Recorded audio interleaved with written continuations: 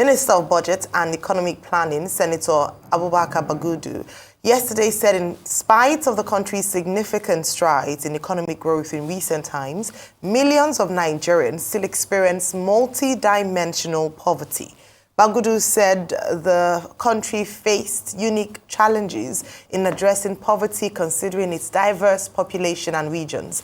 Speaking at the opening of a one-day high-level stakeholders dialogue on operationalizing multi-dimensional poverty index in Nigeria, Bagudu said recent figures indicated that about 40% of Nigerians lived below the poverty line.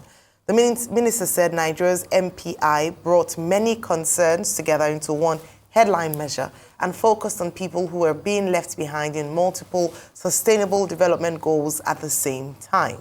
Bagudu said the federal government will continue to support the implementation of the MPI through the National Poverty Reduction with Growth Strategy and implementation of the 8 priority areas of the President Bola Ahmed Tinubu administration. Okay, so we're working hard. Well, it's not working, according to the government. Your take on this story? Fine. So, Darren Acemoglu wrote a book. He said, "Why nations fail?" And the answer was simple. Because their leaders make them fail. Why are Nigerians poor? Because our leaders made us poor. Pure and simple.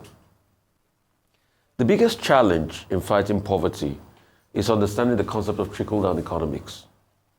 Many people have written about trickle-down economics. I had the pleasure to sit in a hall and hear Hernando de Soto speak about trickle-down economics when he wrote a book called The Mystery of Capital. What was he saying? He said one way you can eradicate poverty is giving people property rights. He told a story. What story did he tell? He told the story about the Shining Path rebel that had been terrorizing his native Peru for a long time.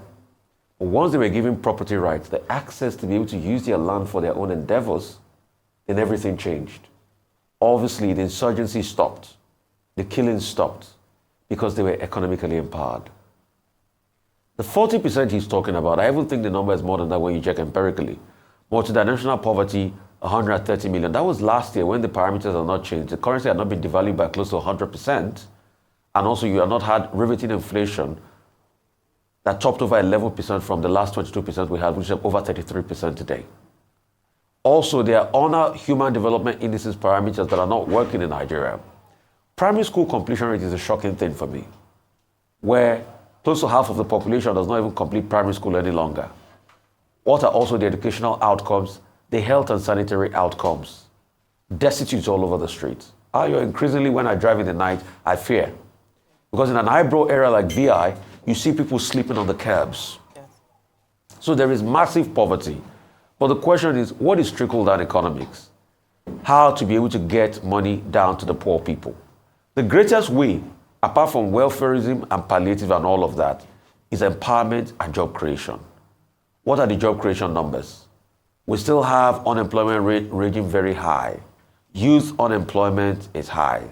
And at the same time, we still have a government that destroys businesses because it wants to build roads, that destroys employment opportunities. We have people not coming to bring foreign direct investment into the economy. How do we play the game of trickle-down economics? Bring investment, shore up the economy, shore up the potential, and things will start to rise. All right. Okay. The Minister of Budget Planning and Budget and National Planning was speaking yesterday at an event where they were reviewing the multi-dimensional poverty index. Now, what's the background for this? In the year 2022, November 2022 to be specific, the National Bureau of Statistics of Nigeria released a report. Government agency linked with UNDP, Oxford Poverty Human Development Institute, the Social Protection Program of the Government of Nigeria as of 2022. And what are the details of that report? The report indicated that 40.1 Nigerians were living below the poverty line. It was 40.1% that the National Bureau of Statistics told us in 2022. The same report of November 2022 told us that 63% of Nigerians were living below, were engrossed in multidimensional poverty, what they call, MPI. Now, what that means is that as of 2022, by the second data that I quoted, which is their data, I'm not making it up, it means that 133 million Nigerians were multidimensionally poor. If you looked at the data that they gave us in 2022, we were told that 65% of these persons who were multidimensionally poor were in the north. 35%, translating into about 47 million, were in the south. Now, on the aggregate, if you look at the rural-urban distribution of it, 72% of the multidimensionally poor Nigerians were in the rural areas, 42% in the urban areas. In fact, the statistics was even worse with reference to child poverty, which they said that children between 0 to 17 years were multidimensionally poor to the extent of 67.5%. When we discussed this matter in 2022, I've been discussing this thing on television, for how many years now?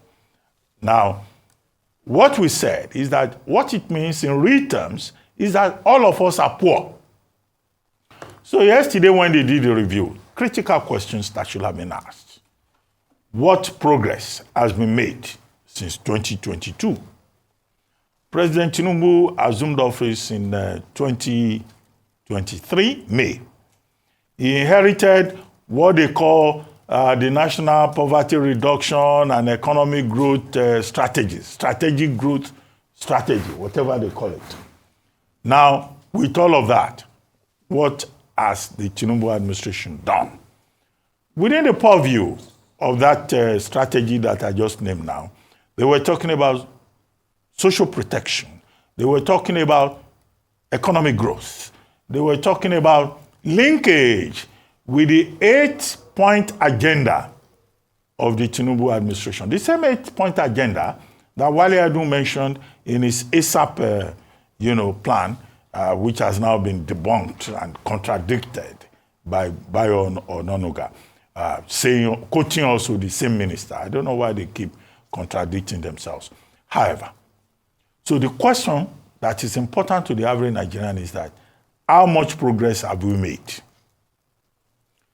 The simple deductive reasoning from all of this is that Nigerians have not moved any step further since that report by MBS collaborating with other stakeholders was released in 2022. Some other Nigerians who are more familiar with the subject, like maybe Bismarck Rewane, like Muda Yusuf, and others, will say that in fact the situation is worse. Tilewa Adebajo, Kingsley Moghalu, all these people, they will say the situation now is worse. I did not hear the Minister of Budget and National Planning telling us yesterday at that event to say that this is what government is doing about it. This is the social protection program we're putting in place. This is what we're doing to drive economic growth. Look, government cannot be coming on a daily basis to lament and offer promises. That's the problem, with the statement by Minister Bagudu yesterday, in my view. All right, very quickly, just to add to the conversation, I don't think what the minister has said is going to come as a surprise to a number of people in terms of the fact that 40% of Nigerians live below poverty line. If we just look at an evaluation of our minimum wage, we would see that Nigerians, according to international standards, earn below poverty lines on a daily basis, which is pegged at $2 per day. And that's the conversation we've been having with regards to the negotiation of our minimum wage bill. But beyond that, as has been mentioned, a number of things that we've analyzed here talked about had guests speak to. Yesterday we had Mr. Isili speak very clearly in terms of some of the wins or some of the things that the government must begin to do to stimulate the economy, so many things. So the first thing I'll just mention, just highlight a few things as a way of reminder, because we have talked about this a number of times. But one, if we are to tackle the prevalence of poverty and lift people out of poverty in Nigeria, there are some things that must be put in place. And a number of people, World Bank, analysts have talked about this. The first is, of course, economic prosperity. A number of things that have been said about both the monetary side of things and the fiscal side of things. In fairness to the monetary side of things, it's said that the CBN governor is doing his best to chart a path for Nigeria out of what we find ourselves in terms of inflation rate, high inflation rate, and the likes. Beyond that is also a corresponding need for the fiscal side of things, which we haven't quite seen, very strongly under this administration. Hopefully, that accelerated sustainability advancement plan would finally come to life and we'll begin to see how to implement some of the recommendations from the plan. Beyond that, of course, is unemployment conversations. The more we continue to tell ourselves half-truths by this new way of gauging unemployment rates, then we're not going to be facing the issues. I think we'll fight about 5%. When he said it's high, I said, well, according to official statistics, they're saying that with the new ILO standards, it is not as bad as it was in terms of 33% in 2022. Let's begin to look at, we talked about creating an enabling environment for the private sector to thrive in order to then be able to boost employment in terms of job creation for Nigerians. If people don't have work to do, they'll continue to live in poverty. Food security is another big thing as well. People talk about the high cost of food inflation, and the effect of national security as well on food inflation. And we haven't really talked about that. It almost seems as if it's a foregone conclusion that this is a matter that is ongoing and we cannot fix it. The farmers have to go back to their farms and we need to have a sustainable plan to restore security. A number of other things, of course, infrastructure, investments in infrastructure, energy prices, affordable housing, boosting local production are some of the things that this government must show commitment and seriousness in terms of a plan to make it work. Move on to our next story this morning. Minister of Finance and Coordinating Minister of the Economy, Mr. Edun, yesterday submitted to President Bola Ahmed Tinubu cost implications of a new minimum wage. This is expected to help guide negotiations with the tripartite panel comprising government officials, labor, and the organized private sector. Edun submitted the document to the president in his office at the State House in Abuja, prodded by reporters on how far government negotiations with the organized labor had gone after submitting the report. Edun casually told newsmen that there was no cause for alarm. The finance minister was in the company of the Minister of Budget and National Planning, Atiku Bagudu, and his information and national orientation counterpart, Idris. Meanwhile, the government has reiterated that there will be no fuel subsidy payments in 2024, contrary to recent reports suggesting a budget allocation of 5.4 trillion naira for subsidies.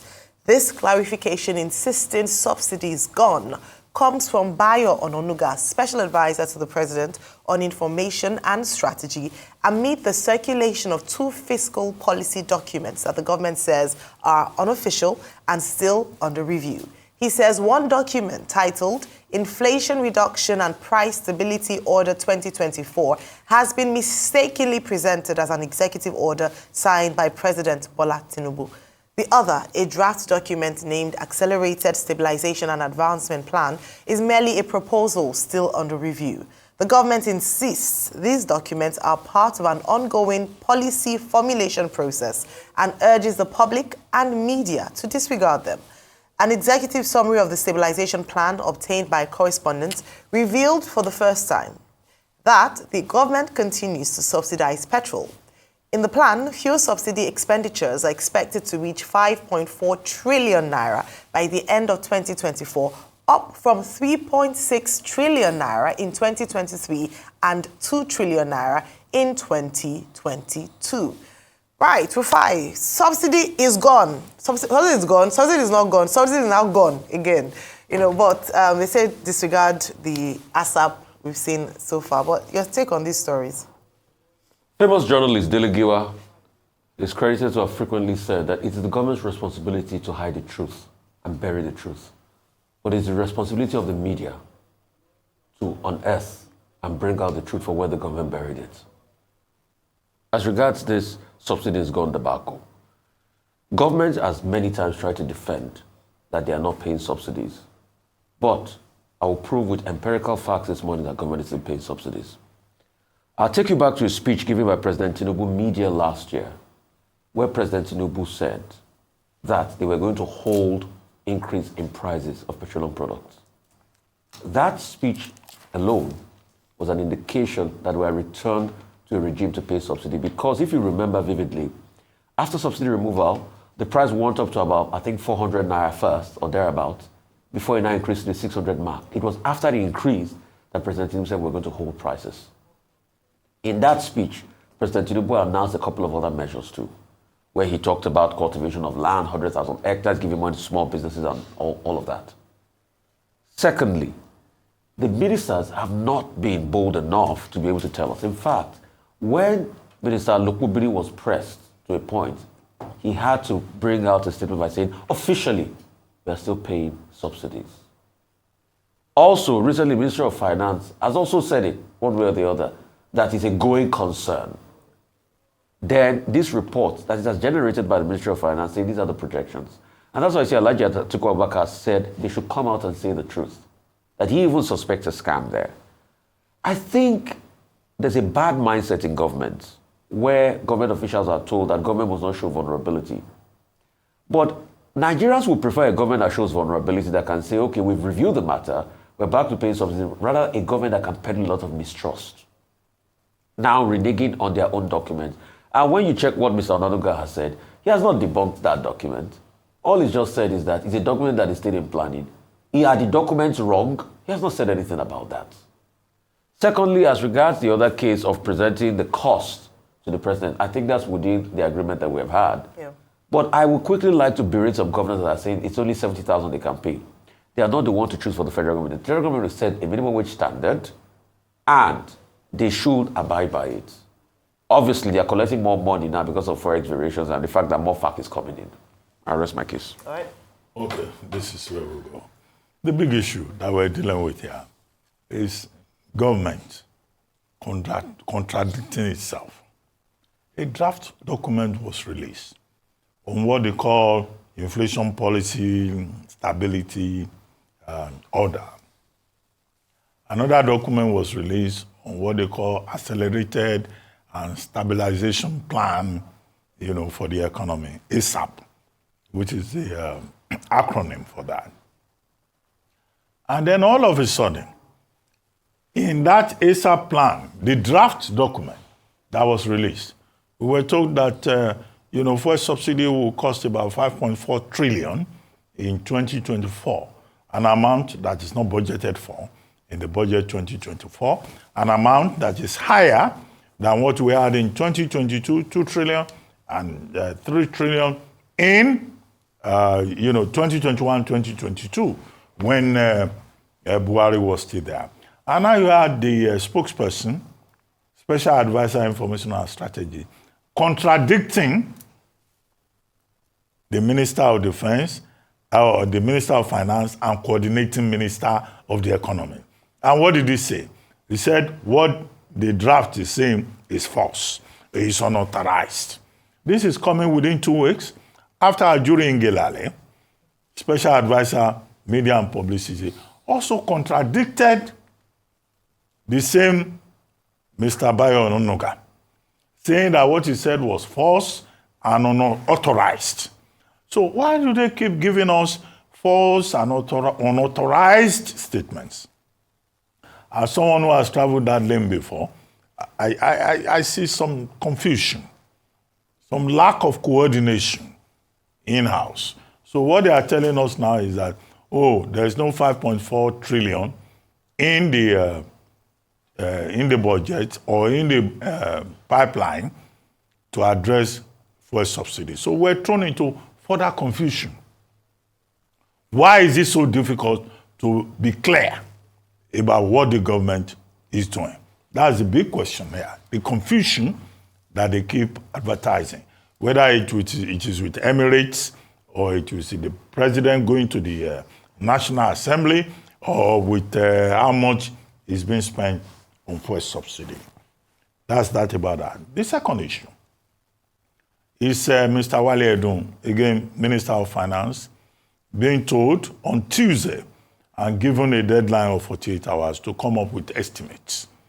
I had made a point when last we discussed this subject that, look, the way government works, even the Minister of Finance himself will have told the president, sir, we have worked out the estimate and all that. And the president, under pressure to tell people something, will just say, well, I've directed the Minister of Finance. You will see that he not only met the 48-hour deadline, we're also being told that that 48-hour deadline and the templates that have been prepared will be used today.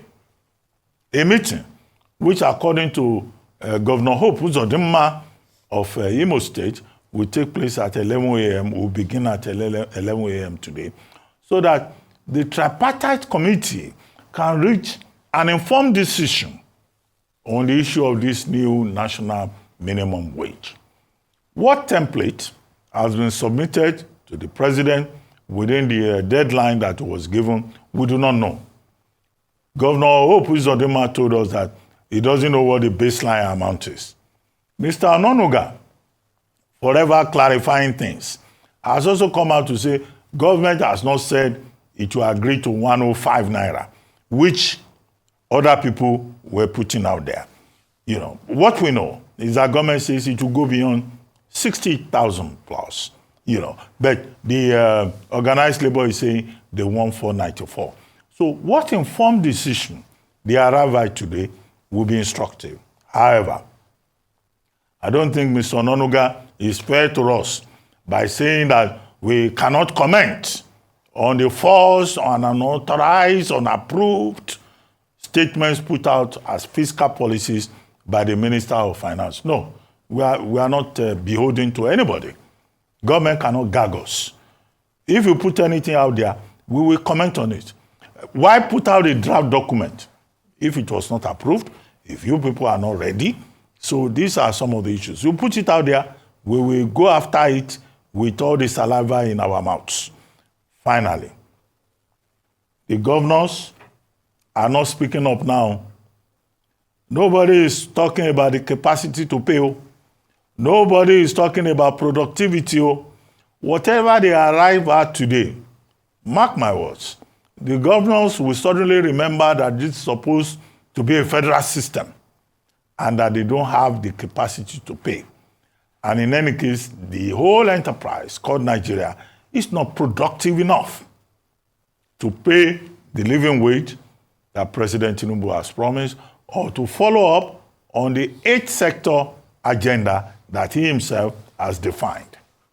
All right, I know our time is out, as far as spent, but I would like to just highlight a statement that was that we talked about yesterday with regards to the fact that when we have draft documents like this, it's actually a better idea for analysts and media to comment because it makes the final document richer, more robust, and open. It means that it's been open to, to consultation and recommendations by the people who will be most affected by the outcomes of that plan.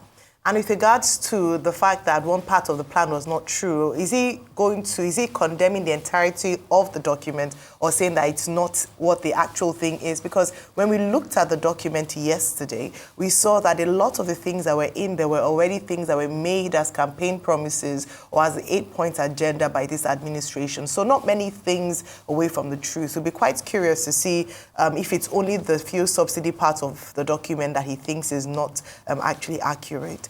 But talking about the tripartite committee, we look forward to hearing what the outcome of that. Hopefully, there will be some form of agreement so that we are able to avoid a strike and an economic, shutdown next week, as Labour has said that it's just a relaxation of the strike action. And if government does not come up with a figure that agrees with them, then unfortunately we might be going for another strike action next week.